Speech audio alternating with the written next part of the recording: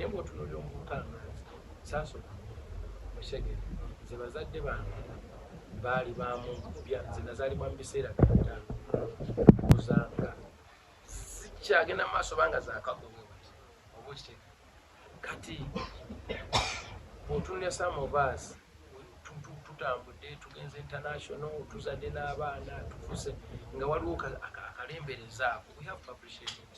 So ekyo twakikoze olweza ensonga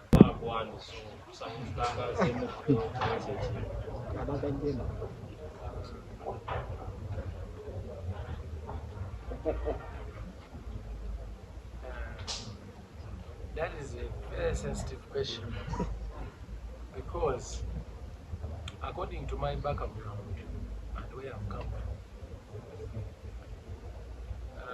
I was born in 90s. You know. How old are you? According to the people who knew my mother, they told me between 89 to 1990. Because omuntu amanyi mama wange natate Masaka yakyali yali 24. My mom came from Rwanda, but when they came to here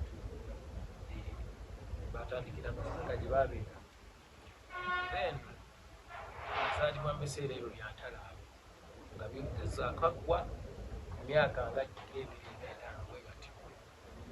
Naye during that time of bingi ebyahapeningira.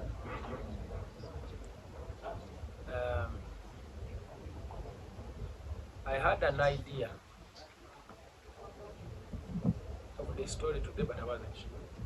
Now, by the time when I come mama for like 5 years, I know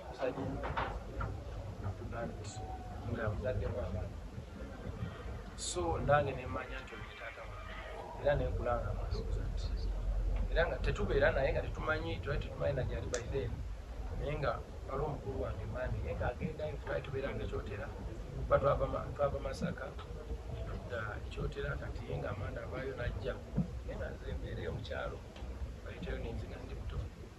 Mama wange yali tabeera nange yali abeeranga Kimande sister toyafa batamutasa naye nga nze alina gye yantwalibwa abakwano be nga saamanya nnyo bikwatagana ku nze na maama wange nyo kuba nabeera nnyo n'eryo famire. Then nenkulanga manyi birala naye bwe natandika okuba nga nkula, so many people started claiming kulyakuba ntandise okuvaayo abantu bajja oli nagamba kino oli nagamba kino, but until one time like some years ago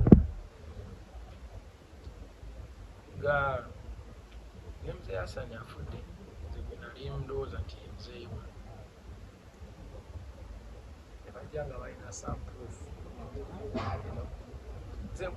Nze ndikanagamba nze nkulidde ku street natandika okwerabira from the age of 5-6 until today nze nga simanyi taata wange yani simanyi mama muganda wa mama wange kusaidia mama wange nali manyiye ne taata we mama wange yasooka kitaawe nadda taata we bamuziikana mu ttaka lya kansi kubanga yena talina baganda be baali bajaawo. So mama wange twamuziika kaliisizo n'enzigo zirandu bamuziika mu maka ga bakwano be kuba baiteni yali yakakula nakaabantu yali mukyalo mukwano gwe kuba family yali ifutise family agakamu kati yafuka waluganda muzinde wange era it's my family till today kati mala okutandika n'okuyimba nfuse bwakabi waliwo abantu abajja ne groups ez'enjawulo ne bandagako ebintu ebimu naye ndaba nga bikwatagana. So I decided to go. So this thing is sensitive because nina abantu benkuze nabo and they are my sisters, you know. I have my sisters, I have my auntie. I champaliza to go.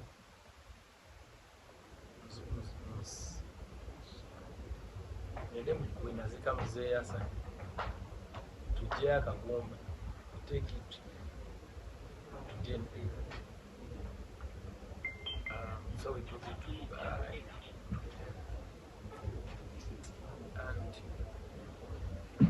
and it came out with report.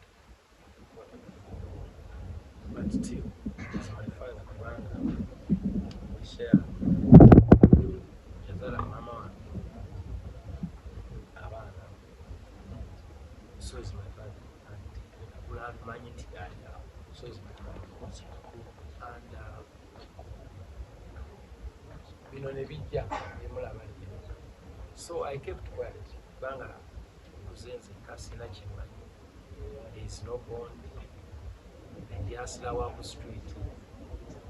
We live in Buganda or no Musajja Muganda, so which makes Chimani. Then the Banga Namuka, Kayebe, when that would have put on Uganda, was the Simo village. So, Bondi on it, in Empire had time. But with the time together to get to Bizarro, to Zimba, it has to take some years. That's why I didn't find it necessary to talk about it, because it is in busy. I don't want even to go further, but it is whatever it is. It is what it is. That's what I can say. But all in all, God is good. I'm here. I'm a superstar today. Everyone knows me. I have family. I have people friends who turned into family. I have fans who turned into family. I have a very, very big wide family. I've managed to make some money. I went back to Masaka. I bought a big land. I started my own family as number one beginner. But today, I'm so grateful that some things are coming out.